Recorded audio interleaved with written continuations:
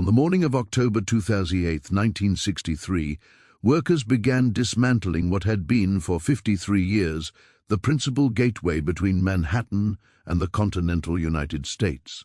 Pennsylvania Station occupied the blocks between 7th and 8th Avenues, from 31st to 33rd Streets, 8 acres of midtown real estate supporting a structure whose main waiting room rose 150 feet to coffered ceilings modeled on the baths of Caracalla.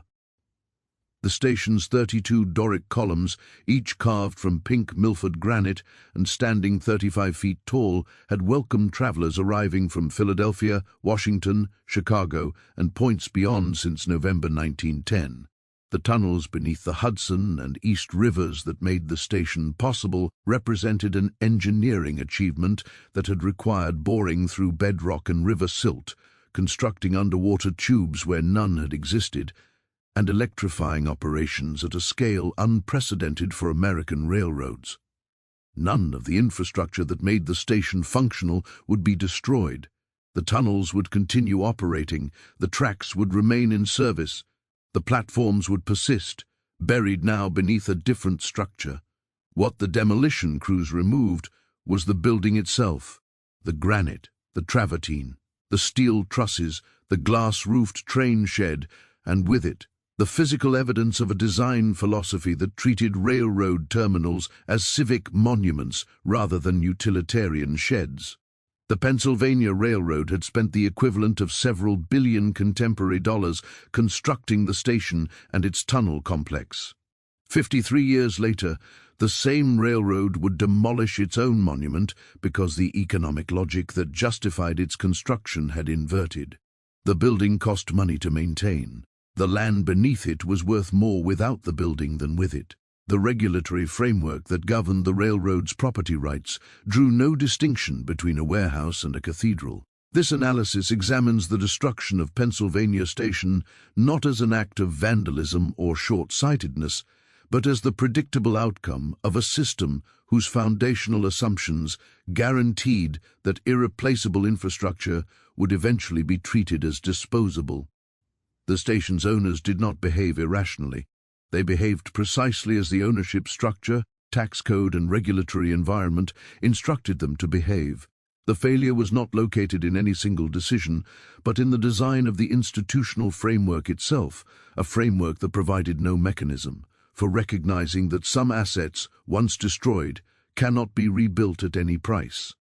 The granite columns that ended their existence as landfill in the New Jersey Meadowlands represented fabrication techniques, material sources, and craft labor that no longer existed in the construction industry of 1963. The building's destruction was physically irreversible in a way that the destruction of ordinary commercial structures was not. How does a system designed to allocate capital efficiently produce an outcome that destroys irreplaceable value? The answer lies not in the malice or incompetence of individual actors, but in the architecture of the system itself, in the assumptions embedded in property law, corporate governance, and regulatory silence that made the demolition of Pennsylvania Station not merely possible, but under the circumstances economically rational. The Pennsylvania Railroad's decision to construct a Manhattan terminal emerged from a specific competitive context in which the railroad's lack of direct access to the nation's largest city represented a strategic vulnerability. Prior to 1910, passengers traveling from points south and west of New York arrived at terminals in Jersey City or Hoboken and transferred to ferries for the final crossing to Manhattan. The New York Central Railroad, by contrast, operated Grand Central Terminal at 42nd Street, accessible by land via tracks running down the Harlem River Valley. The Central's geographic advantage, direct access to Manhattan without requiring passengers to change modes, represented a competitive asymmetry that the Pennsylvania Railroad's management sought to eliminate. Alexander Cassatt, who assumed the presidency of the Pennsylvania Railroad in 1899, authorized the tunneling and terminal project that would resolve this disadvantage. The scope of the undertaking exceeded anything previously attempted in American railroad construction. The plan required boring 2 single-track tunnels beneath the Hudson River from New Jersey to Manhattan, constructing a terminal station in Midtown, and then continuing with 4 additional tunnels beneath the East River to reach a storage yard in Queens. The Hell Gate Bridge, completed in 1917, would eventually connect this Queens yard to the New Haven Railroad's tracks in the Bronx, permitting through service from Washington to Boston without requiring passengers to change trains in Manhattan. The technical challenges were substantial. The Hudson River tunnels required construction through river silt under compressed air, a dangerous process that produced multiple fatalities among the tunneling crews. The East River tunnels passed through harder rock, but still required innovative engineering to maintain stability during construction. The terminal itself demanded the excavation of millions of cubic yards of Manhattan schist to create the below-grade track level, followed by the construction of the station building above. The Pennsylvania Railroad acquired the Long Island Railroad in 1900, specifically to gain access to the Queens Yard site and to integrate Long Island commuter traffic into the new terminal's operations. The resulting infrastructure represented one of the largest capital investments any American corporation had undertaken. The costs were justified not by the revenue the station building itself would generate. Terminal buildings do not directly produce income, but by the competitive position the integrated system would create. The tunnels eliminated the ferry transfer that had disadvantaged the Pennsylvania Railroad relative to the New York Central. The terminal provided a Manhattan presence commensurate with the railroad's self-image as the nation's premier carrier. The design, by McKim, Mead and White, drew explicitly on Roman imperial architecture, signaling permanence, stability, and civic importance. Within this investment logic, the station building functioned as an operational necessity and a corporate symbol, not as a revenue-generating asset. The tunnels and tracks produced transportation revenue. The building provided the interface between passengers and trains. Its monumental character served marketing and public relations functions that the railroad's management considered valuable, but that appeared nowhere in the capital accounting as separable income streams. The building existed because the tunnels required a surface expression, because passengers needed a place to wait and purchase tickets, and because the Pennsylvania Railroad wished to project an image of institutional permanence. None of these functions generated revenue independent of the underlying transportation service. The property ownership structure that governed the terminal site treated the station building and the land beneath it as a unified commercial asset. The Pennsylvania Railroad held fee simple title to the entire complex land, building, tunnels, and tracks. Under New York property tax law, the railroad owed annual assessments based on the assessed value of the property, which reflected both the land's location in Midtown Manhattan and the improvements constructed upon it. The station building, for property tax purposes, was an improvement, something the railroad had built on the land that increased the property's value and therefore increased its tax liability. This ownership and taxation structure embedded an assumption that would prove fatal to the building's survival, the assumption that the owner's private interests and the public's interest in the building's preservation would remain aligned. So long as the Pennsylvania Railroad operated profitably and valued the station's symbolic functions, this alignment held. The railroad maintained the building, paid the taxes, and preserved the structure as a matter of corporate identity. But the ownership structure provided no mechanism for what would happen if conditions changed, if the railroad's financial position deteriorated, if the symbolic value of the building declined in management's estimation, or if the land's value for alternative uses exceeded its value as a railroad terminal. No legal framework existed to distinguish the Pennsylvania station building from any other commercial structure the railroad might own. A railroad could demolish a freight shed when it no longer needed the shed. It could sell a maintenance facility when operations moved elsewhere. It could redevelop yard property when land values made alternative uses more attractive. The law governing these transactions drew no distinction based on the architectural or historical character of the structures involved. A building was a building. An owner could demolish an owner's building. The concept of landmarks preservation, The idea that certain structures possessed public value sufficient to constrain private property rights had no legal existence in New York City in 1962. The foundational design assumption, therefore, was not merely that the Pennsylvania Railroad would always want to preserve its terminal building. The assumption was that no mechanism was needed to ensure preservation because private ownership would adequately protect public interests. This assumption proved false not because the Pennsylvania Railroad acted in bad faith, but because the assumption itself misunderstood the relationship between private ownership and public value for a certain category of infrastructure. Infrastructure whose value to the public could not be captured by the entity that owned it, and whose destruction would impose losses that property markets could not price.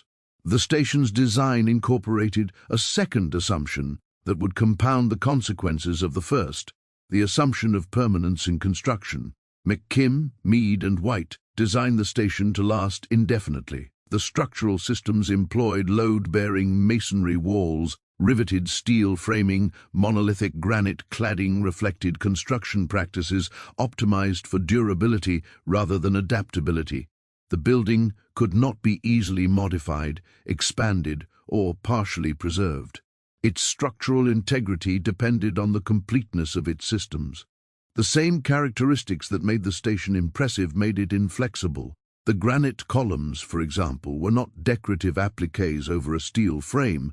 They were structural elements whose fabrication required quarrying, transportation, and carving at a scale that the construction industry of 1963 could not replicate.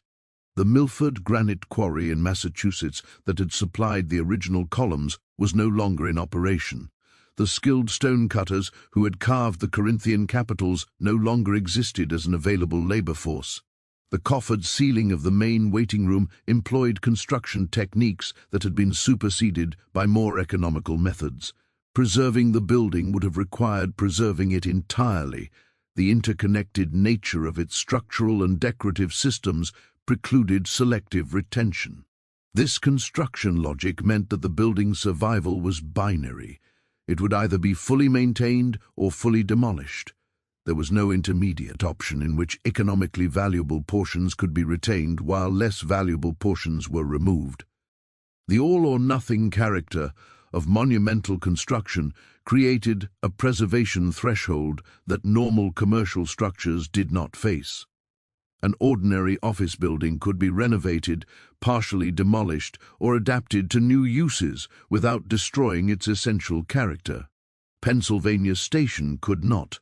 The design premise therefore contained an internal contradiction that its creators did not anticipate. The station was built to last forever, using construction methods that precluded adaptation, under an ownership structure that provided no protection if the owner's interests diverged from the public interest, in a regulatory environment that drew no distinction between replaceable and irreplaceable structures. Every element of this system functioned exactly as designed. The system as a whole produced an outcome, the demolition of the building, that none of its designers intended, but that the system's logic made inevitable once external conditions changed. The external conditions that would trigger this outcome were already developing when the station opened in 1910, though their consequences would not become apparent for decades. The automobile, the airplane, and the interstate highway system would progressively erode the market position that had justified the station's construction. The property tax burden that had been manageable when the railroad was profitable would become unsustainable when revenues declined. The real estate value of 8 acres of Midtown Manhattan would appreciate even as the railroad's ability to extract value from that land diminished. Each of these trends operated independently, but their convergence would create the conditions under which demolition became the economically rational choice. The system's designers could not have anticipated these specific developments. What they could have anticipated, what any system designer should anticipate, is that conditions change and that systems should include mechanisms for responding to changes in ways that preserve irreplaceable value. The Pennsylvania Station ownership structure included no such mechanism.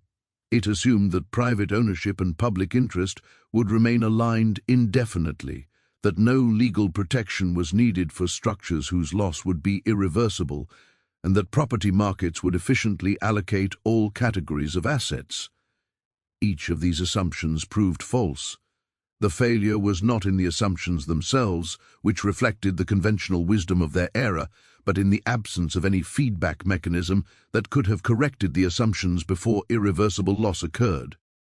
9:10 p.m. The Pennsylvania Railroad that opened Pennsylvania Station in 1910 represented the largest and most financially powerful railroad corporation in the United States. Its main line connected New York with Philadelphia, Baltimore, Washington, Pittsburgh, Chicago, and St. Louis. Its subsidiary and affiliated lines extended this network throughout the eastern half of the continent. The railroad employed over 250,000 workers at its peak and operated more than 10,000 miles of track. Its management regarded the corporation not merely as a business enterprise, but as a quasi-public institution whose infrastructure formed the backbone of American commerce. The decision to construct Pennsylvania Station reflected this self-conception. The building was designed to communicate permanence, reliability, and civic importance at a scale commensurate with the railroad's estimation of its own significance. This institutional identity shaped the railroad's approach to the station for the first several decades of its operation. Maintenance budgets remained adequate, the building's appearance was preserved, the operational functions, ticketing, baggage handling, passenger circulation continued to work as designed. The station served as the railroad's public face in its most important market, and management allocated resources accordingly. The implicit assumption underlying these decisions was that the railroad's dominant market position would persist indefinitely, and that the station's symbolic value would continue to justify its maintenance costs. The conditions that would undermine this assumption began emerging almost immediately after the station opened, though their cumulative effect would not become decisive until mid-century. The first challenge came from the automobile. Henry Ford's Model T, introduced in 1908, began transforming American transportation patterns within years of Pennsylvania Station's completion. Automobile registrations in the United States increased from fewer than 500,000 in 1910 to over 8 million by 1920 and more than 23 million by 1930. Each automobile represented a household that could now travel medium distances, the distances that had previously generated much of the railroad's passenger revenue without purchasing a train ticket. The railroad industry's initial response to automobile competition was dismissive. Railroad executives regarded the automobile as suitable for local travel but irrelevant to the long-distance market that provided most passenger revenue. This assessment proved correct for a time. Through the 1920s, railroad passenger traffic remained robust, and Pennsylvania Station handled growing volumes of travelers. But the dismissive attitude prevented the industry from recognizing that the automobile was not merely competing for existing travel demand, but was creating new demand patterns that railroads could not serve: suburban commutes to dispersed employment centers, recreational travel on routes without rail service, and the flexibility of departure times that scheduled train service could not match. The Great Depression temporarily masked the structural shift in transportation markets. Automobile sales collapsed along with the broader economy, and many households that might have purchased cars in the 1930s deferred those purchases until after economic recovery. Railroad passenger traffic declined during the Depression, but this decline could be attributed to general economic conditions rather than modal competition. The railroad's financial distress during the 1930s, the Pennsylvania Railroad itself avoided bankruptcy, though many of its competitors did not, was understood as a cyclical phenomenon, rather than evidence of permanent market transformation. World War II produced a temporary reversal that further obscured the structural trends. Gasoline rationing and automobile production restrictions channeled travel demand back to railroads. Troop movements and war-related travel pushed passenger volumes to unprecedented levels. Pennsylvania Station operated at peak capacity throughout the war years, and the Pennsylvania Railroad's management could reasonably believe that the station's role in American transportation had been validated. The experience of wartime traffic provided a misleading baseline for post-war planning. The transportation transformation that had been developing since 1910 accelerated dramatically after 1945. Automobile production resumed with the end of wartime restrictions, and pent-up consumer demand produced a surge in car purchases. Automobile registrations in the United States increased from 26 million in 1945 to over 40 million by 1950 and continued rising throughout the decade. More significantly, the federal government began constructing the infrastructure that would make long-distance automobile travel practical for the first time. The Federal Aid Highway Act of 1956 authorized construction of the interstate highway system, 41,000 miles of limited-access highways connecting every major American city. The federal government would fund 90% of construction costs, with states contributing the remaining 10%. The funding mechanism, a dedicated highway trust fund financed by gasoline taxes, created a self-reinforcing cycle in which highway use generated revenue for highway expansion, which enabled additional highway use, which generated additional revenue. No comparable federal investment supported railroad passenger service. The railroads operated on infrastructure they had built with private capital a half-century earlier, infrastructure that required ongoing maintenance expenditures that generated no government subsidy. Commercial aviation emerged as a second competitive threat during the same period. Airlines had operated passenger service since the 1920s, but technological limitations, limited range, small aircraft, high fares had restricted air travel to a niche market of time-sensitive business travelers and wealthy individuals. The introduction of pressurized cabins, more powerful engines, and larger aircraft during the late 1940s and 1950s transformed aviation from a premium service to a mass-market alternative to railroad travel. Jet aircraft, introduced on domestic routes beginning in 1958, reduced travel times between major cities to fractions of what railroads could offer. A passenger could fly from New York to Chicago in under 3 hours. The same journey by train required more than 15 hours. The Pennsylvania Railroad's passenger traffic declined steadily throughout the 1950s. Commuter services to New Jersey and Long Island suburbs remained reasonably well patronized, though even these routes faced competition from automobiles and highways. But the long-distance services that had justified the station's construction, the trains to Philadelphia, Washington, Chicago, and beyond lost passengers year after year. The railroad continued operating these services, partly because regulatory requirements made discontinuation difficult, and partly because management believed that service reductions would accelerate the decline rather than arrest it. The financial consequences of declining ridership accumulated gradually. Passenger train operations had never been particularly profitable for American railroads. Freight services generated most railroad revenue and virtually all railroad profits. But passenger services had historically operated close to break-even, and the symbolic and political value of maintaining service had justified modest losses. As ridership declined, these modest losses became substantial losses. The Pennsylvania Railroad's passenger deficit widened throughout the 1950s, and management increasingly viewed passenger operations as a drain on corporate resources rather than a core business function. The station building itself became implicated in this financial deterioration. The property tax assessment on the Pennsylvania Station site reflected the value of 8 acres of Midtown Manhattan real estate, plus the value of the improvements constructed upon it. As Midtown land values appreciated during the post-war period, the railroad's property tax liability increased correspondingly. The railroad paid property taxes not on the basis of the income the station generated, but on the basis of what the property would be worth if put to its highest and best use, which, by the 1950s, was clearly not a railroad terminal. This disconnect between assessed value and operating economics created a structural trap. The station building added to the property tax burden without generating revenue to offset that burden. Maintaining the building in good condition actually increased the tax assessment and therefore increased the financial penalty for preservation. Deferring maintenance reduced assessed value and therefore reduced tax liability.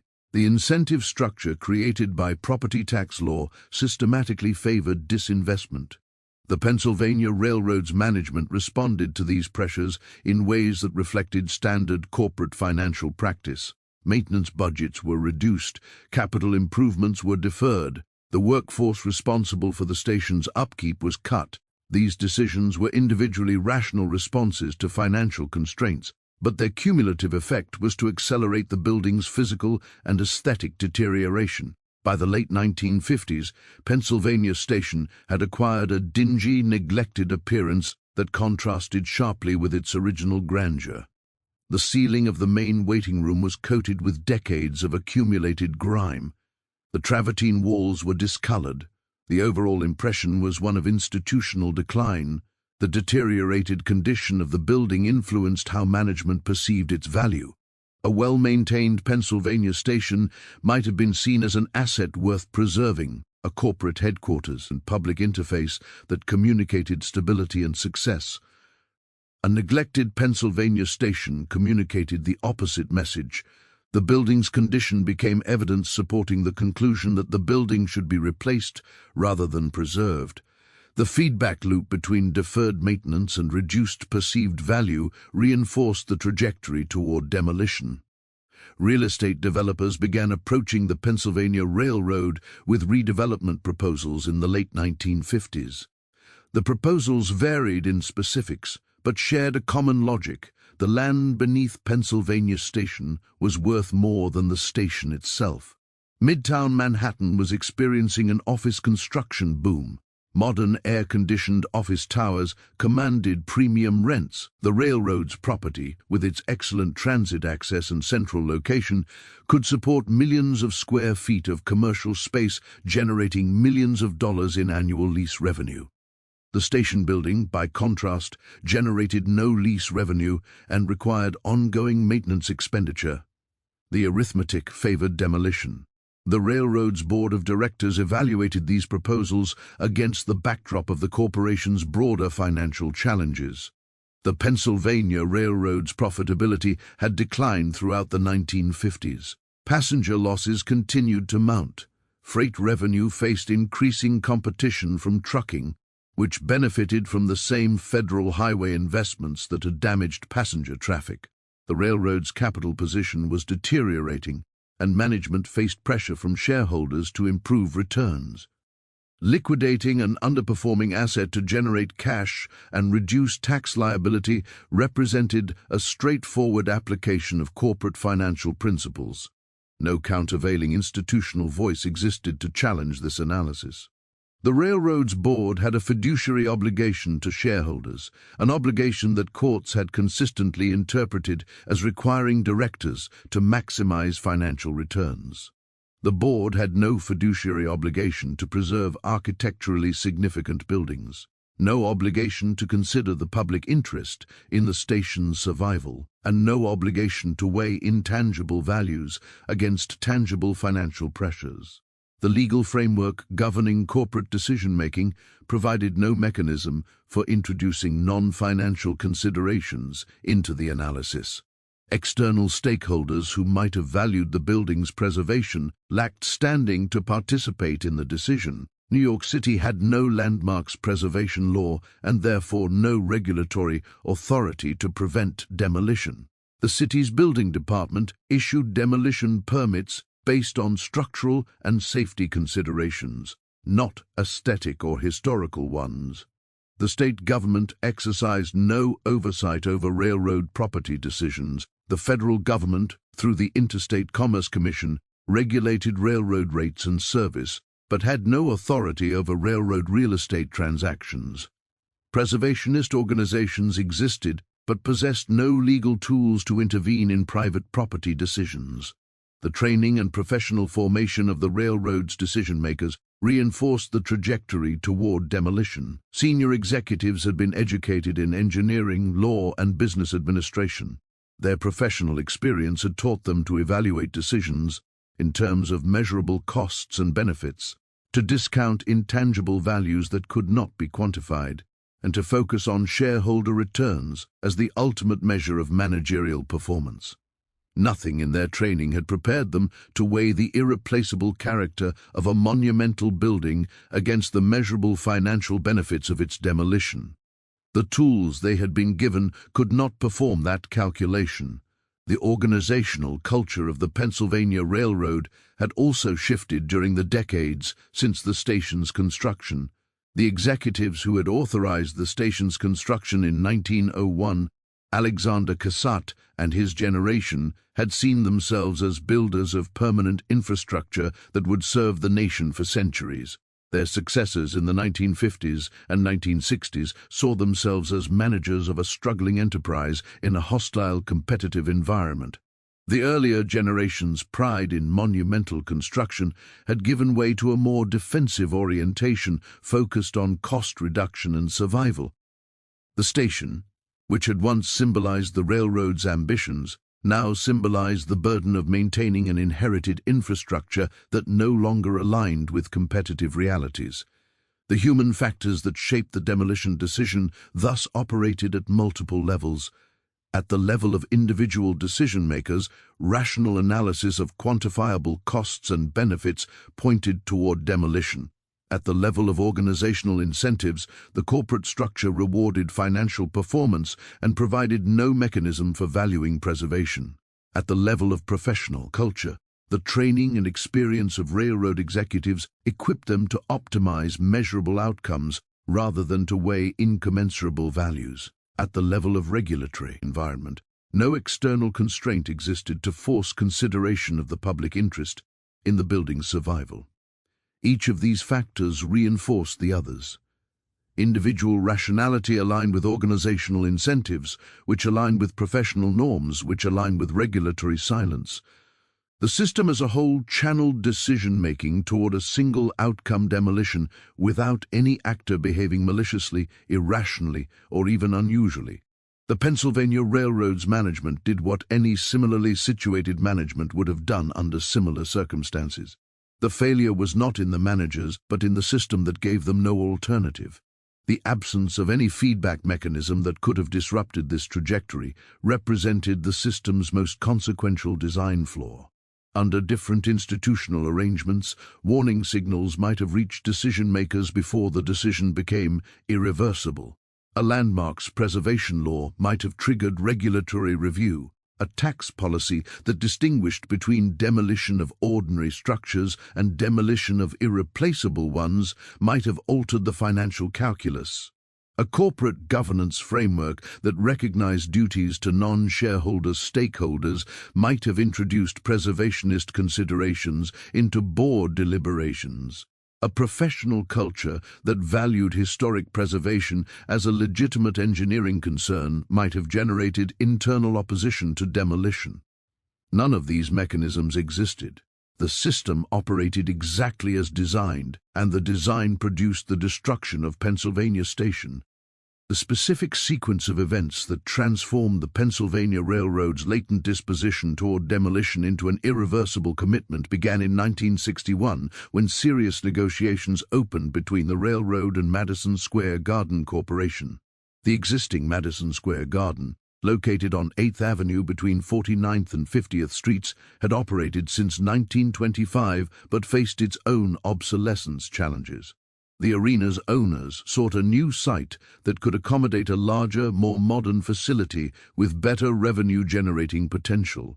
The Pennsylvania Station property offered transit access superior to any alternative location in Manhattan. The railroad's willingness to consider demolition aligned with the arena developer's need for a cleared site. The convergence of these interests created the transactional framework that would determine the station's fate. The negotiations proceeded through 1961 and into early 1962 without public disclosure. The Pennsylvania Railroad's management treated the discussions as a routine real estate transaction, confidential business negotiations whose details would be announced when an agreement had been reached. No regulatory requirement mandated public notice or community input before a property owner could negotiate the demolition of its own building. The assumption embedded in property law that owners could dispose of their property as they saw fit operated to exclude public participation from the decision-making process entirely. The announcement came on July 21, 1962. The Pennsylvania Railroad disclosed that it had signed an agreement with Madison Square Garden Corporation under which the Arena Company would construct a new sports and entertainment complex above the station's track level. The existing station building would be demolished. The tracks, platforms, and tunnels would remain in service, but passengers would access them through a new structure, integrated into the arena and office development. The railroad would receive ground lease payments that would transform the property from a tax liability into a revenue-generating asset. The transaction, from the railroad's perspective, represented a straightforward optimization of an underperforming property. The terms of the agreement created immediate irreversibility. The railroad had signed binding commitments that obligated it to clear the site according to a specified timeline. Madison Square Garden Corporation had committed capital based on the expectation that the site would be available for construction. Breaking the agreement would expose the railroad to breach of contract liability and would strand the arena developers' invested planning costs. The transaction structure had been designed to provide both parties with certainty that the project would proceed as planned, that neither party would defect from the arrangement, and that the timeline would be maintained. This certainty, from a transactional perspective, was a feature. From a preservation perspective, it was the mechanism that foreclosed alternatives. The public learned of the station's pending destruction from newspaper accounts of the announcement. The New York Times reported the transaction in business section coverage that emphasized the financial terms and the modernization of the arena facility. The coverage reflected the newspaper's initial framing of the story. This was a real estate transaction, a business deal between private parties that warranted coverage in the business pages rather than as a civic or cultural event. The architectural and historical significance of the station building received limited attention in the initial reporting. The gap between the decision point and public awareness represented a critical feature of the failure sequence.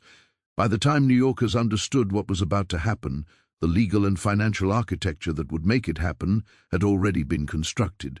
The railroad had signed binding agreements. Capital had been committed. Timelines had been established. The window during which public opposition might have influenced the outcome had closed before most members of the public knew it was open. This sequencing was not accidental. It reflected the standard practice for large real estate transactions in which parties negotiate privately, reach agreement, and announce the completed deal. The practice assumes that private negotiations between willing parties produce efficient outcomes and that public involvement would introduce delay and uncertainty without corresponding benefit. For ordinary commercial transactions, this assumption may be defensible. For transactions involving irreplaceable civic assets, the assumption proves catastrophic because it excludes from the decision-making process the stakeholders whose interests are most directly affected. The public that learned of the demolition in July 1962 was not the same public that would have existed a decade earlier. The post-war period had seen growing awareness of historic preservation as a legitimate public concern. The National Trust for Historic Preservation, established by Congressional Charter in 1949, had begun building an institutional infrastructure for preservation advocacy. Urban renewal programs, which had demolished thousands of historic structures in cities across the country, had generated backlash from residents who questioned whether clearance and reconstruction produced better outcomes than rehabilitation and preservation. Jane Jacobs's The Death and Life of Great American Cities, published in 1961, had provided an intellectual framework for challenging the assumptions underlying large-scale urban redevelopment. This emergent preservation consciousness found institutional expression in the response to the Pennsylvania station announcement. Within weeks of the disclosure, a group of architects, critics, and civic leaders organized the Action Group for Better Architecture in New York, known by its acronym AGBENI. The group's founding members included prominent figures in the architectural establishment: Philip Johnson, the architect and curator who had helped introduce modernist architecture to American audiences; Aline Saarinen, the architecture critic and television correspondent; and a constellation of practicing architects, academics, and cultural commentators who recognized that the station's demolition would represent a loss extending far beyond the interests of the Pennsylvania Railroad or its passengers.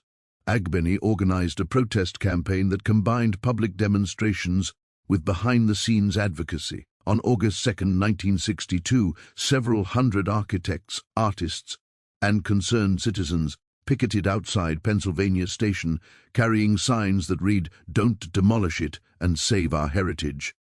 The demonstration attracted media coverage and generated public attention, but it could not generate legal authority.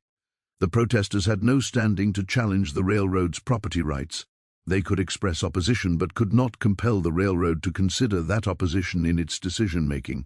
The limitation of moral suasion as a preservation strategy became apparent as AGBENI sought institutional allies. The group approached New York City officials, requesting that the city take action to prevent demolition. The officials responded that they lacked authority to do so. New York City had no landmarks preservation law. The city's regulatory powers over buildings extended to safety, fire protection, and zoning compliance, not to architectural or historical merit. A property owner who obtained the necessary permits could demolish any structure, regardless of its significance, without municipal interference. AGBENI appealed to the state government, which possessed broader regulatory authority than the city. The state could, in theory, exercise eminent domain to acquire the station property and preserve it as a public asset. But eminent domain required compensation at fair market value, and the fair market value of 8 acres of Midtown Manhattan, now enhanced by the announced redevelopment plans, far exceeded any amount the state was prepared to spend on preservation. The state could also, in theory, enact legislation restricting demolition of historic structures. But no such legislation existed, and the timeline for passing new legislation extended well beyond the demolition schedule the railroad had announced. The federal government offered no preservation recourse. The National Historic Preservation Act, which would create a framework for federal involvement in preservation of historic properties, would not be enacted until 1966, 4 years after the demolition announcement and 3 years after demolition began. The Interstate Commerce Commission, which regulated railroad operations, had no authority over railroad real estate decisions that did not affect transportation service. The station's tracks and tunnels would continue operating. The regulatory framework addressed itself to transportation functions, not to the buildings that housed them. The architectural establishment, despite its sympathy for preservation, was divided on the question of Pennsylvania Station's merit. The station represented Beaux-Arts classicism, a design vocabulary that many modernist architects regarded as retrograde. Philip Johnson, who would become one of the most prominent voices against demolition, had himself championed the glass and steel aesthetic that defined post-war commercial architecture. The Museum of Modern Art, where Johnson had organized influential architecture exhibitions, had positioned itself in opposition to the historical eclecticism that Pennsylvania Station embodied. The preservation argument required defending a building that the architectural vanguard had spent decades criticizing. This internal division weakened the advocacy effort. Some architects who might have supported preservation on principle hesitated to defend a building they considered aesthetically flawed. Others argued that demolition would clear the way for a modern structure more appropriate to contemporary needs. The architectural profession's ambivalence about the station's design merit complicated the case for preservation and provided ammunition to those who characterized opposition as mere nostalgia. The preservation campaign encountered a more fundamental obstacle in the form of the transaction structure itself. The agreement between the Pennsylvania Railroad and Madison Square Garden Corporation was a private contract between willing parties. Neither party wished to terminate the agreement. The railroad wanted the lease revenue and the elimination of its maintenance burden. The arena developer wanted the site.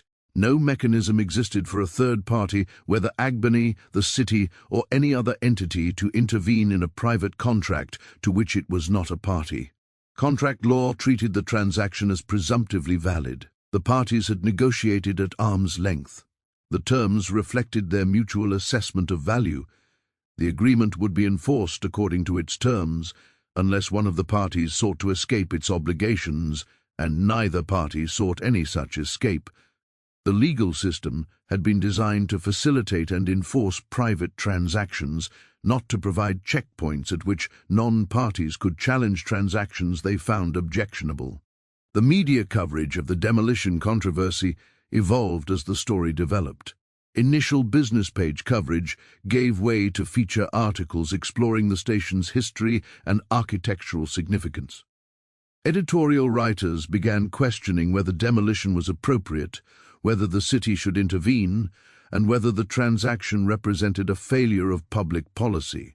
The New York Times, which had initially reported the announcement as a routine real estate transaction, published an editorial on August 4, 1962, that characterized the pending demolition as a monumental act of vandalism and called for reconsideration.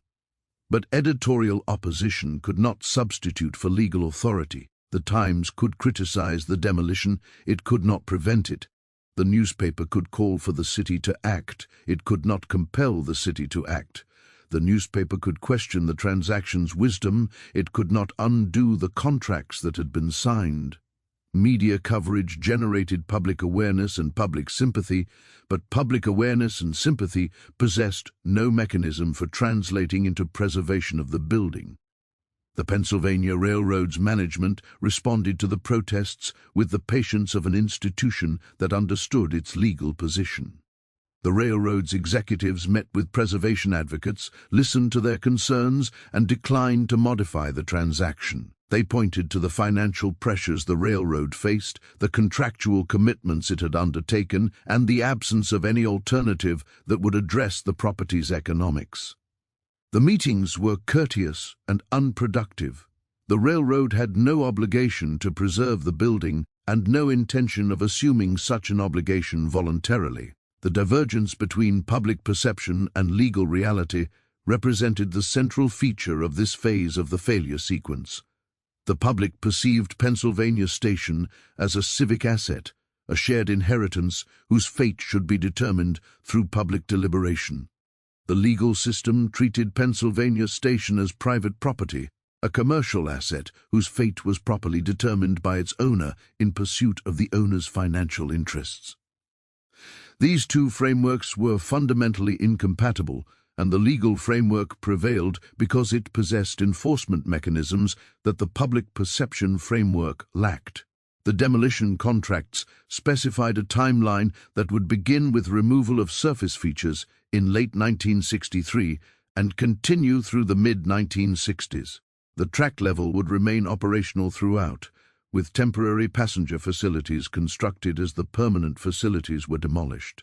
The railroad estimated 3 years for complete demolition of the original structure and construction of the replacement facilities. By the time the protest movement had organized, trained its attention on the appropriate targets, and developed its arguments, the countdown to demolition had already begun. The decision had crystallized. The contracts had been signed. The capital had been committed.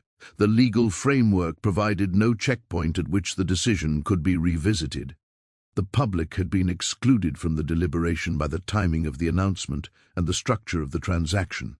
Every institutional actor with authority to intervene had declined to do so, or lacked the legal power to do so effectively.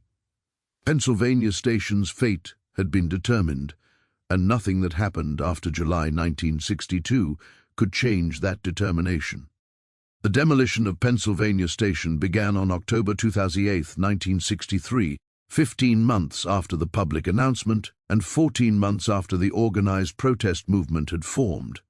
The delay between announcement and demolition had not produced any modification to the transaction terms. The legal challenges that preservation advocates had hoped to mount had failed to materialize because no legal basis for challenge existed. The political interventions they had sought had not occurred because no political actor possessed authority to intervene effectively. The demolition proceeded according to the timeline the Pennsylvania Railroad and Madison Square Garden Corporation had established in their original agreement. The sequence of physical destruction followed a logic dictated by the building's structural systems and the operational requirement that track-level functions continue throughout the demolition process. The station's design separated the monumental public spaces from the utilitarian track level, with the waiting room, concourse, and ticketing facilities occupying the upper portions of the structure, while the platforms and tracks occupied the excavated volume below. This separation permitted the developers to remove the upper structure while maintaining train service, but it also meant that the demolition would proceed from the top down, beginning with the elements that gave the station its architectural character and concluding with the structural framework that supported them. The demolition crews began with the ornamental features that could be removed without compromising structural integrity. The bronze chandeliers that had illuminated the main waiting room were detached and lowered. The carved stone eagles that had adorned the exterior facades were pried from their positions. The ironwork, the decorative metalwork, the carved inscriptions, all were stripped away in the initial phases of demolition. Some of these elements were salvaged by collectors, architectural salvage dealers, or the railroad itself, which retained certain artifacts for historical display. Most were discarded. The fate of the salvaged elements illustrated the gap between the station's assessed value as real estate and its potential value as a collection of irreplaceable artifacts. The bronze eagles, carved by Adolf Weinman and weighing several tons each, possessed historical and artistic significance that the demolition process treated as incidental. Some eagles were preserved, others were melted for scrap. The disposition depended on whether a buyer could be found before the demolition schedule required clearance of the site, not on any systematic assessment of the artifact's significance or replaceability. The granite columns presented a more complex demolition challenge. The 32 Doric columns of the 7th Avenue facade, each carved from a single block of Milford granite and standing 35 feet tall, could not be easily moved or repurposed. Their scale exceeded the capacity of standard rigging equipment. Their weight made transportation costly. Their dimensions suited them for monumental construction of a type that the 1960s construction industry did not practice. No buyer materialized for the columns, and no preservation organization possessed the resources to acquire and store them pending some future use. The columns were demolished in place and transported as rubble to the Secaucus Meadowlands in New Jersey, where they joined other construction debris in landfill operations. The granite that had been quarried in Massachusetts, transported to New York, carved by skilled stonecutters, and erected to frame the entrance to the nation's busiest passenger terminal, ended its existence beneath the surface of a New Jersey marsh. The disposal method reflected the economic assessment that had governed the entire transaction. The columns possessed no value that exceeded the cost of their removal and disposition. The physical process of column removal required drilling, blasting, and mechanical demolition. The granite fractured along the drill lines and fell in sections that could be loaded onto trucks. The controlled destruction of material that had been designed to endure for centuries required only a few weeks to accomplish.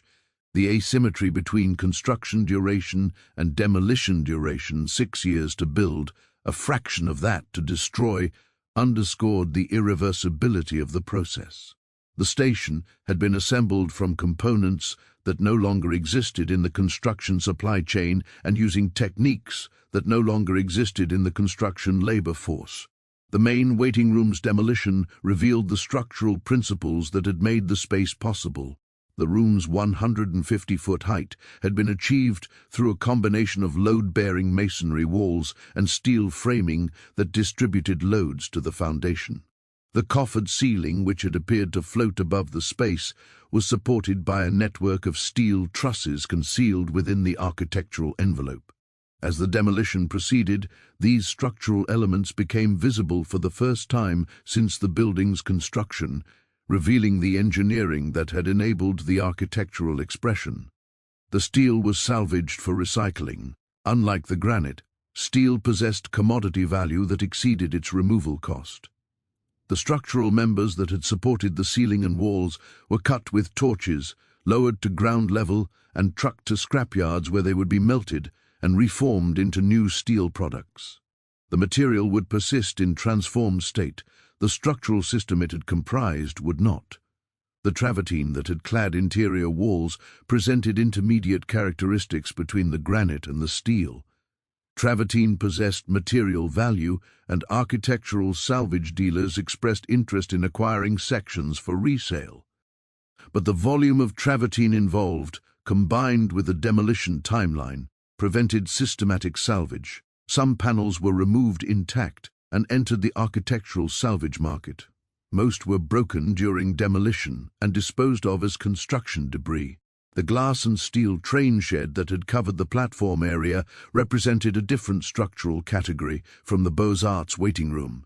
The shed's design, derived from 19th-century railroad station precedents, employed a steel framework supporting glass panels that admitted natural light to the platform level. This functional space, less architecturally celebrated than the waiting room but essential to the station's operation, was demolished along with the rest of the structure. The glass was shattered during removal. The steel framing joined the structural steel in the scrap stream. The demolition proceeded through 1964 and into 1965, with the schedule adjusted to maintain continuous rail operations. Temporary facilities were constructed to handle passenger ticketing and circulation as permanent facilities were removed. The track level remained functional throughout, demonstrating that the infrastructure the Pennsylvania Railroad had built in 1910 could continue serving its transportation purpose independent of the monumental building above it. The tunnels, tracks, and platforms required no modification. Only the building that had given those functional elements their architectural expression would be destroyed. Photographers documented the demolition process with an intensity that the construction process had not received. The construction of Pennsylvania Station in the first decade of the 20th century had been photographed, but the images were primarily engineering documentation records of excavation progress, structural erection, and mechanical installation. The demolition photographs served a different purpose. They recorded the destruction of something recognized as irreplaceable. The photographs captured the gap between what the station had been and what remained as demolition progressed. The images that circulated during and after the demolition period emphasized the contrast between the station's monumental character and the indignity of its destruction. Photographs showed carved eagles being lowered by crane, granite columns lying in fragments, the waiting room ceiling opening to the sky as sections were removed. These images became the visual archive of a loss that could not be reversed, evidence that preservation advocates would deploy in subsequent campaigns to prevent similar outcomes. The physics of the demolition process operated on timescales that made intervention impossible once the process began. The removal of a column section once initiated could not be paused and reversed. The cutting of a steel beam once completed could not be undone. Each demolition action was individually irreversible, and the cumulative effect of thousands of individually irreversible actions was the complete elimination of a structure that had required 6 years and the equivalent of billions of dollars to construct. The materials that composed the station dispersed through the material economy according to their commodity value. Steel entered the recycling stream and emerged as new steel products. Bronze was melted and recast, granite became landfill, travertine panels that found buyers persisted as architectural fragments in contexts remote from their original setting. The physical substance of the station was not annihilated, it was transformed and scattered, losing in the process the organized relationships that had constituted the building. The knowledge embedded in the station's construction dispersed as completely as the materials. The stonecutters who had carved the ornamental details had retired or died. The fabrication techniques they had employed had been superseded by more economical methods. The quarries that had supplied the granite had closed. The supply chains that had delivered materials to the construction site no longer existed. Reconstructing the station would have required not merely procuring materials and hiring labor, but reconstituting an entire industrial ecosystem that had dissolved over the half-century since original construction. This dissolution of construction knowledge represented a form of irreversibility distinct from the physical destruction of materials. A building destroyed by fire or earthquake can, in principle, be reconstructed if records survive and if the construction techniques remain available. Pennsylvania Station could not be reconstructed even in principle because the techniques no longer existed. The guild knowledge that master stonecutters had possessed, transmitted through apprenticeship over generations, had no modern equivalent. The building had been designed for permanence, using methods optimized for permanence, and those methods had become obsolete precisely because they were optimized for permanence rather than economy.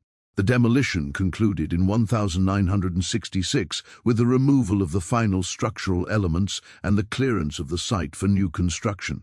The new Madison Square Garden, a circular arena structure designed in the late modern idiom, rose above the tracks that had served Pennsylvania Station. 2 Penn Plaza, an office tower, occupied the remainder of the site. The new structures sat atop the tunnel and track infrastructure that the Pennsylvania Railroad had constructed in 1910, infrastructure that continued functioning as designed despite the elimination of the building that had originally enclosed it. The replacement structures made no reference to what they had replaced.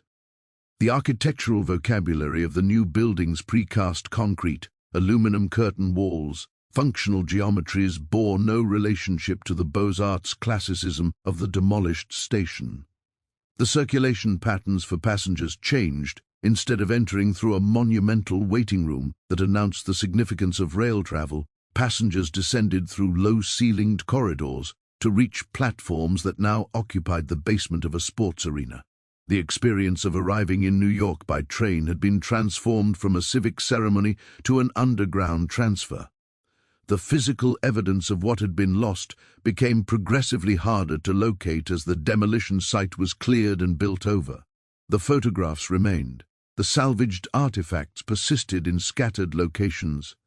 But the spatial experience of Pennsylvania Station, the experience of standing in a room 150 feet tall, illuminated by natural light through lunette windows, surrounded by granite columns that had been carved by craftsmen whose skills no longer existed, could no longer be accessed. The photographs documented the building's appearance but could not replicate its presence. The failure chain had completed its operation. Design assumptions that provided no protection for irreplaceable assets had interacted with financial pressures that made demolition economically rational. Organizational incentives had aligned with regulatory absence to produce a decision pathway with no checkpoints. The sequencing of private negotiations had excluded public participation until after irreversible commitments had been made, and the physics of demolition had transformed a 6-year construction achievement into rubble in less than 3 years. Each phase had followed logically from the preceding phase. The system had functioned exactly as designed. 9:16 p.m. The organized response to Pennsylvania Station's demolition operated under constraints that its participants understood imperfectly at the time. The Action Group for Better Architecture in New York had formed in the immediate aftermath of the July 1962 announcement, mobilizing with a speed that reflected genuine alarm among architects and preservationists. The group's founding members possessed professional credentials, media access, and connections to New York's cultural establishment. They believed, reasonably, that these assets would provide leverage sufficient to alter the outcome. The belief proved mistaken, but the reasons for its failure would become clear only through the attempt. Agbany's initial strategy combined public demonstration with elite persuasion. The August 1962 picket line outside Pennsylvania Station generated newspaper coverage and signaled that the architectural profession opposed demolition. Simultaneously, the group's leadership sought meetings with Pennsylvania Railroad executives, New York City officials, and state government representatives who might possess authority to intervene. The strategy assumed that decision-makers would respond to reasoned argument and public pressure, that the combination of professional expertise and civic concern would create space for reconsideration. The meetings with Pennsylvania Railroad management revealed the limits of moral suasion. The railroad's executives were not indifferent to the preservationists' concerns. They were constrained by commitments already made. The agreements with Madison Square Garden Corporation created obligations that the railroad could not unilaterally abandon. Breaking the contracts would expose the railroad to liability that its financial condition could not absorb. The executives explained these constraints with apparent sincerity. They were not refusing to listen. They were explaining why listening could not produce the outcome the preservationists sought. The meetings with city officials revealed a different constraint: the absence of legal authority. New York City possessed extensive regulatory powers over buildings, powers governing construction, occupancy, fire safety, and structural integrity. But these powers addressed safety and welfare, not aesthetics or historical significance. The city could prevent construction of an unsafe building. It could not prevent demolition of a significant one. Officials expressed sympathy for preservation concerns while explaining that sympathy could not substitute for statutory authority. The state government possessed broader powers than the city, including the power of eminent domain that could theoretically be employed to acquire the station property. But eminent domain required compensation at fair market value, and the fair market value of the Pennsylvania Station site had increased substantially following the announcement of the Madison Square Garden project. The state would need to pay not merely the value of the property as a railroad terminal, but the enhanced value reflecting development potential. No state official was prepared to recommend such an expenditure for preservation purposes. Agbany explored litigation as an alternative to political intervention. The group consulted attorneys about potential legal theories that might support an injunction against demolition. The attorneys' assessment was discouraging. The railroad owned the property. The railroad had obtained necessary permits. No statute restricted the railroad's right to demolish its own building. The contracts with Madison Square Garden Corporation were valid agreements between willing parties. The legal system provided no cause of action that a preservationist organization could assert against a property owner proceeding lawfully. The absence of legal recourse reflected a gap in the regulatory framework that the preservation movement had not previously confronted at this scale. Historic preservation in the United States had developed primarily through private initiative, through organizations like the Mount Vernon Ladies Association, which had preserved George Washington's estate, or the Society for the Preservation of New England Antiquities, which had acquired and maintained significant buildings. These efforts succeeded because willing sellers transferred properties to preservation-minded buyers. The Pennsylvania Station situation presented a different problem: an unwilling owner proceeding to destroy a property that no preservation organization could afford to acquire. The National Trust for Historic Preservation, established by congressional charter in 1949, possessed institutional resources that local organizations lacked. But the National Trust operated primarily through education, advocacy, and technical assistance, not through legal intervention. The Trust could publicize the threat to Pennsylvania Station and could mobilize preservationist sentiment nationally, but it possessed no enforcement authority that could override the Pennsylvania Railroad's property rights. The limitations that Agbany encountered were structural, not contingent. A better organized campaign, more prominent supporters, or more sophisticated media strategy would not have altered the outcome. The outcome was determined by the legal framework, and the legal framework provided no mechanism for the preservation outcome the advocates sought. The campaign's failure was not a failure of execution, but a failure of available tools. The recognition of this structural limitation prompted Agbeny's leadership to shift strategy.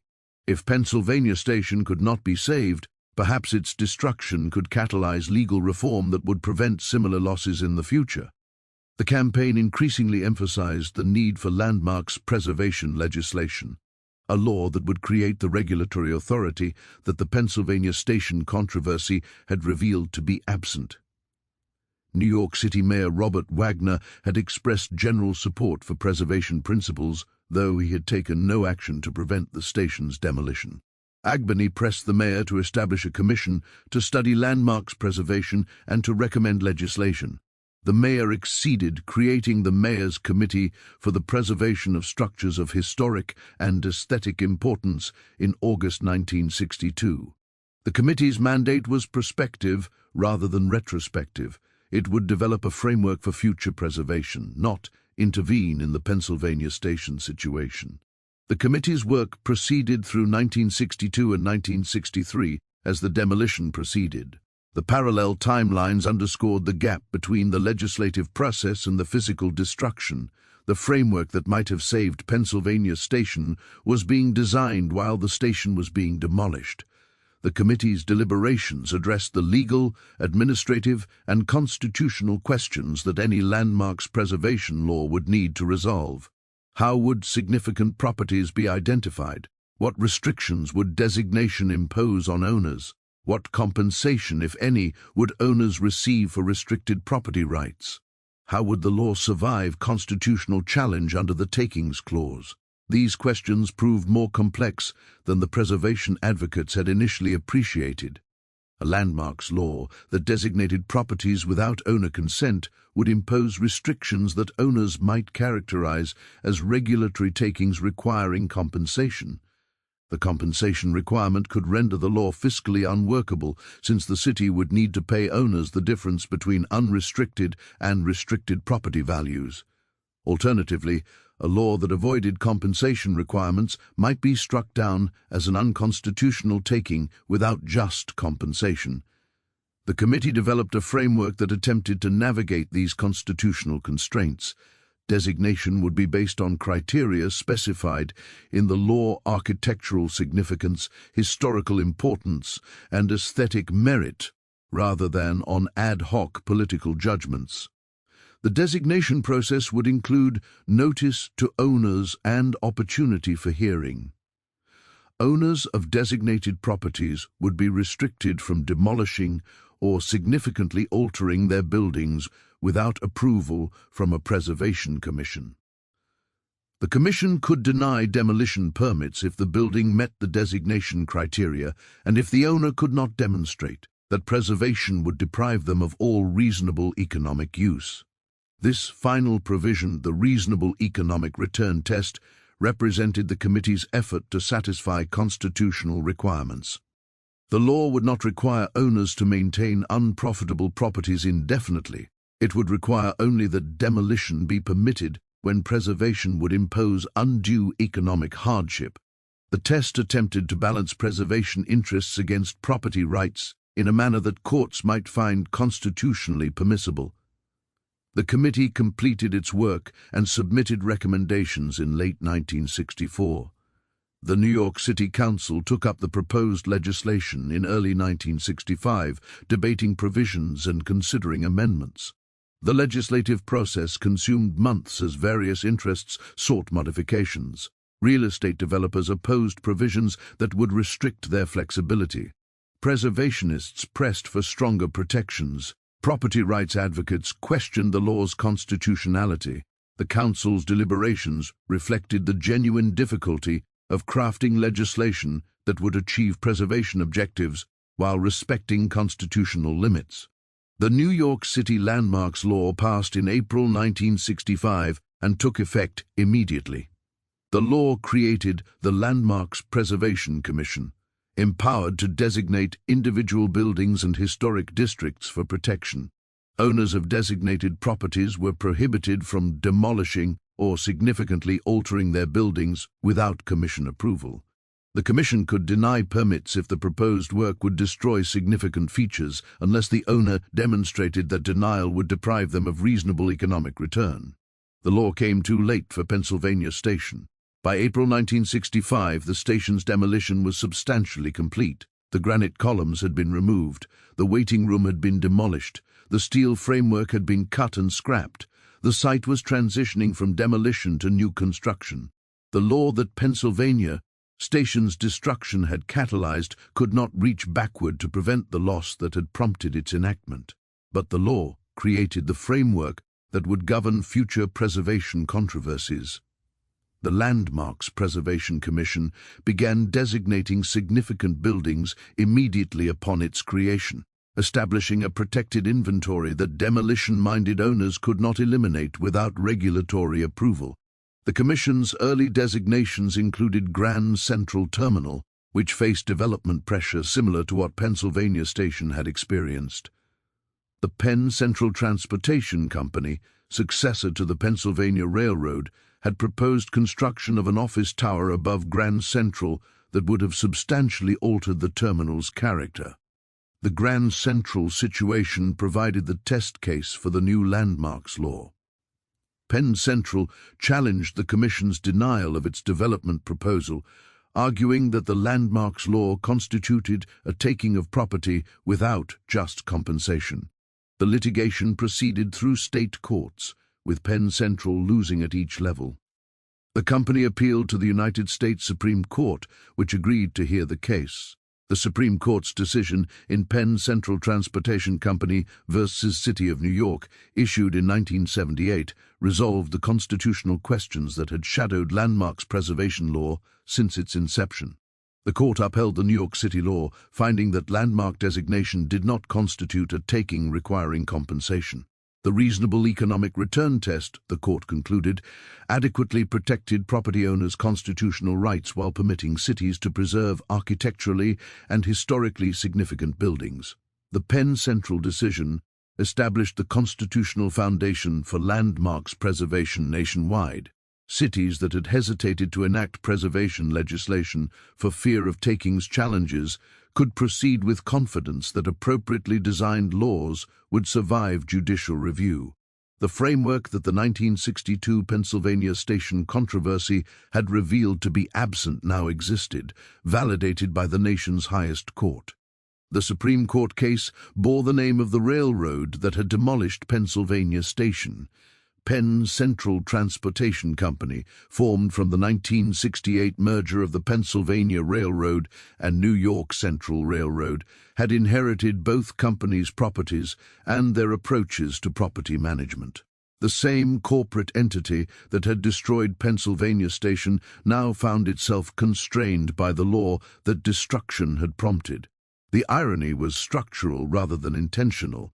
The legal framework that emerged from the 1962 controversy applied to all property owners, including the successor to the owner whose actions had necessitated the framework's creation.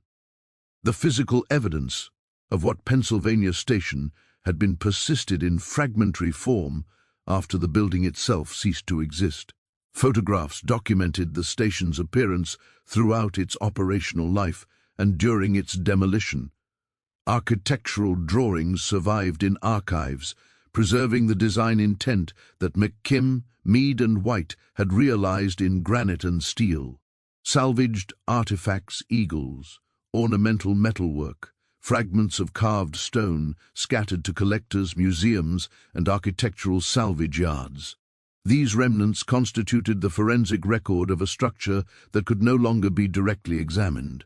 The photographs that had documented the demolition acquired documentary significance that their creators had not fully anticipated. The images of granite columns lying in fragments, of carved eagles suspended from cranes, of the waiting room ceiling open to the sky became the visual vocabulary through which subsequent generations would understand what had been lost.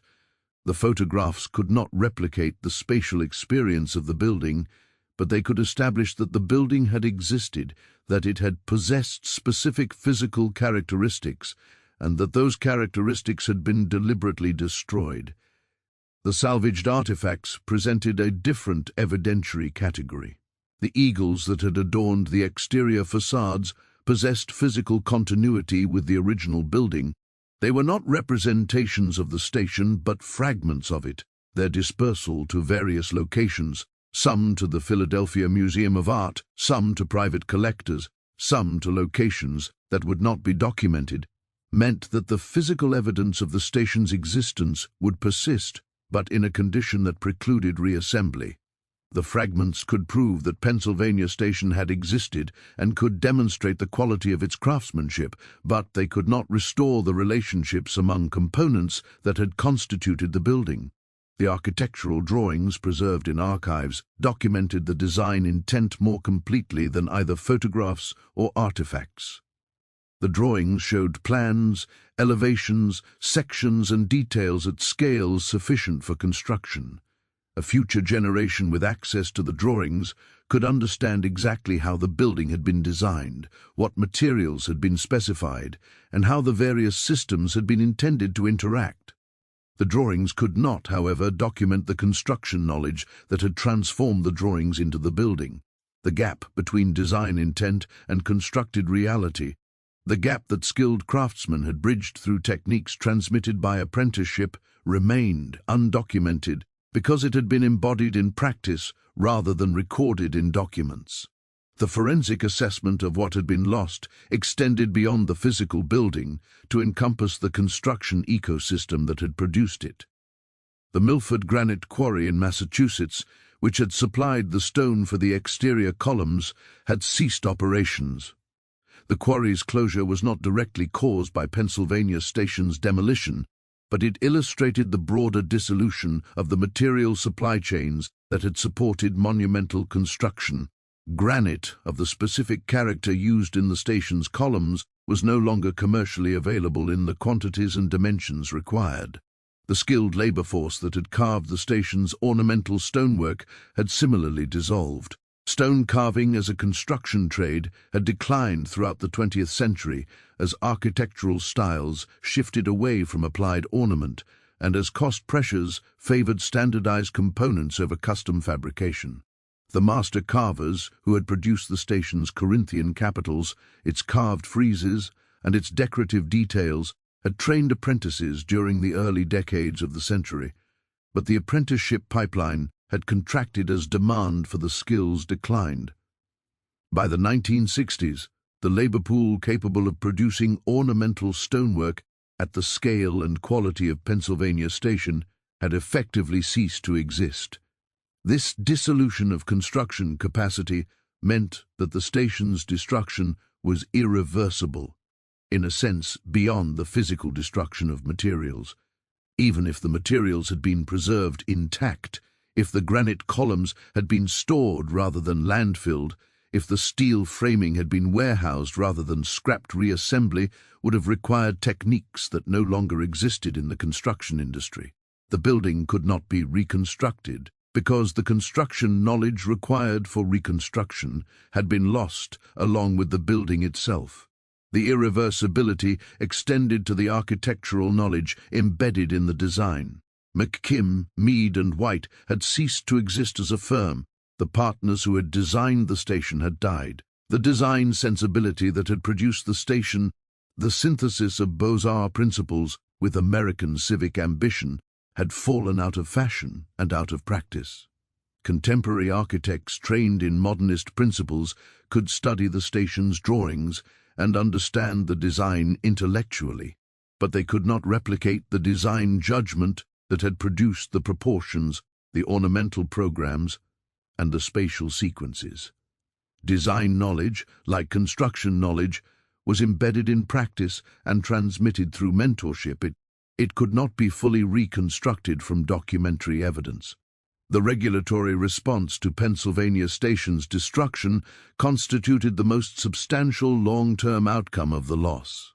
The New York City Landmarks Law of 1965 created an institutional framework that had not existed in 1962. The framework included a commission with authority to designate significant properties, restrictions on alteration or demolition of designated properties, and procedural requirements that gave preservation interests standing in development decisions. The law addressed the structural absence that the Pennsylvania Station controversy had exposed. The law's effectiveness was tested almost immediately. Grand Central Terminal, the New York Central Railroad's counterpart to Pennsylvania Station, faced development pressures that paralleled those that had destroyed the Pennsylvania Station. Penn Central Transportation Company, the merged successor to both railroads, proposed construction of an office tower above the terminal that would have significantly altered its character.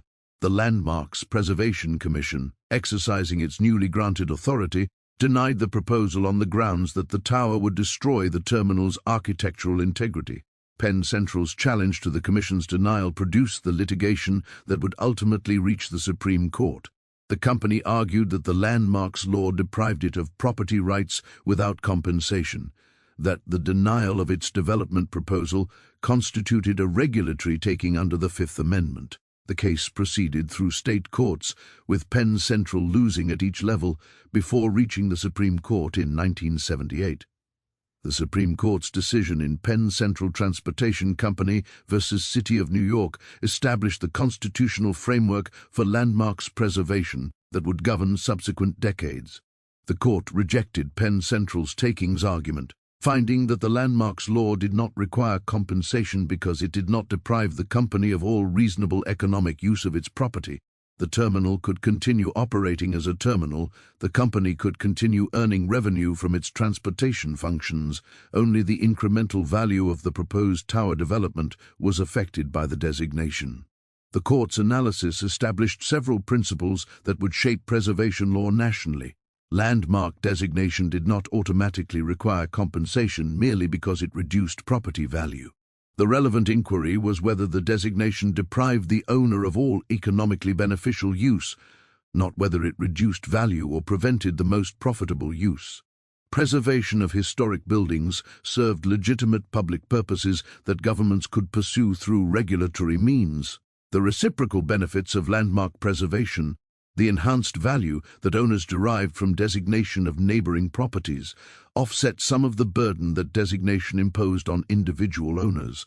The Penn Central decision validated the regulatory approach to preservation that the 1965 New York City law had pioneered.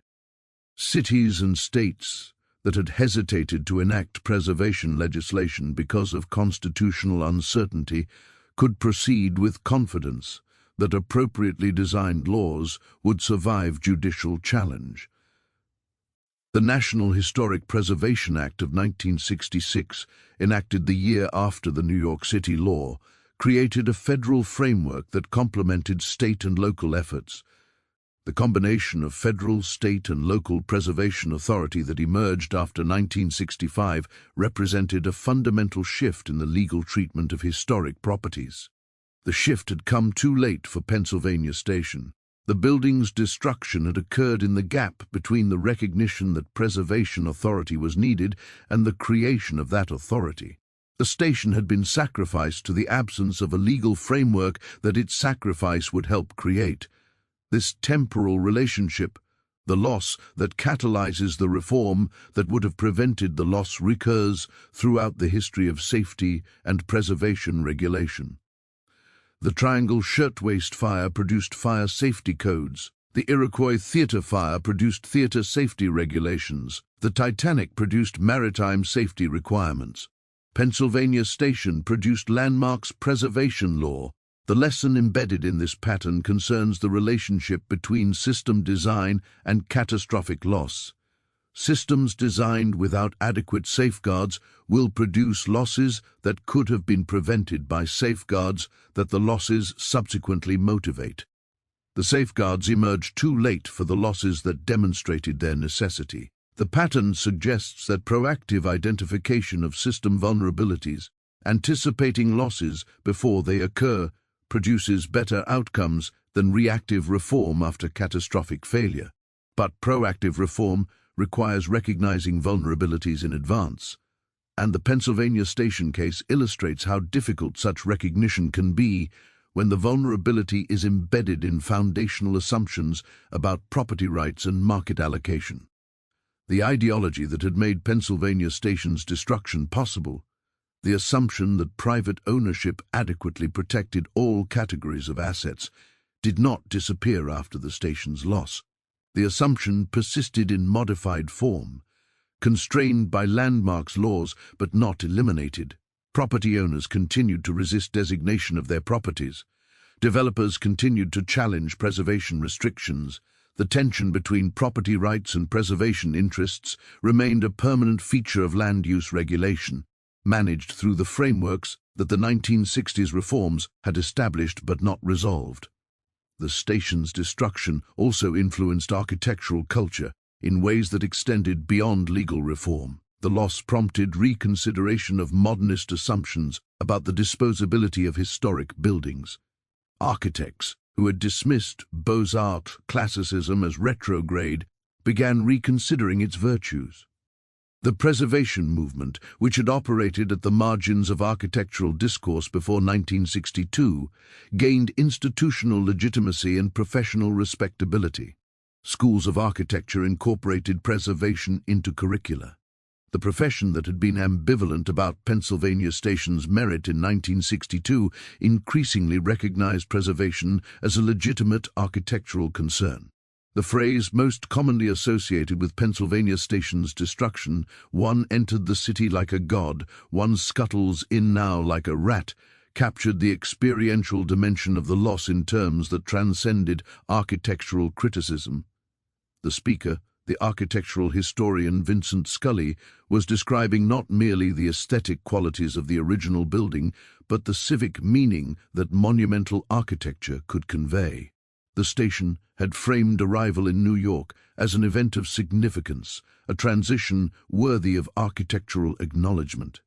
The replacement facilities framed arrival as a utilitarian transfer, a basement-level transition between transportation modes. The contrast between the two experiences illustrated what the destruction had cost beyond the loss of physical materials. The station had embodied a conception of public space and civic dignity that the replacement structures did not attempt. The loss was not merely architectural but ideological, a demonstration that the systems governing American cities did not reliably protect the physical expressions of civic aspiration. The demonstration prompted both the legal reforms that would constrain future losses and the cultural reassessment that would shape subsequent preservation efforts. Pennsylvania station's destruction thus functioned as a turning point in the history of American preservation, a loss whose magnitude and visibility catalyzed reforms that would prevent similar losses. The station could not be recovered, but its destruction was not without consequence. The legal framework that emerged from the controversy, the landmarks laws, the constitutional validation, the procedural requirements, represented the institutionalization of values that had possessed no institutional expression in 1962. The station's sacrifice purchased something, even if that something came too late to prevent the sacrifice itself. The forensic assessment of Pennsylvania station's destruction concludes with recognition of its structural character. The station was not destroyed by malice, incompetence, or accident. It was destroyed by a system that treated irreplaceable civic infrastructure identically to ordinary commercial property, that provided no mechanism for recognizing non-market value, and that allocated to private owners decisions whose consequences extended far beyond private interests. The individuals who made the decisions, the railroad executives, the developers, the city officials, operated within constraints that made their decisions rational, given the frameworks they inhabited. The failure was in the frameworks, not in the individuals. The reformation of those frameworks represents the station's most significant legacy. The legal structures that now protect historic buildings throughout the United States trace their constitutional validation to the Penn Central Decision, which arose from the preservation law that Pennsylvania station's destruction prompted. The station's loss created the conditions for preventing similar losses. The building itself could not be saved, But the principle that some buildings should be saved, and the legal mechanisms for translating that principle into enforceable protection, emerged from its destruction. The system failure produced system reform. The cost of that reform was the building that demonstrated the system's failure.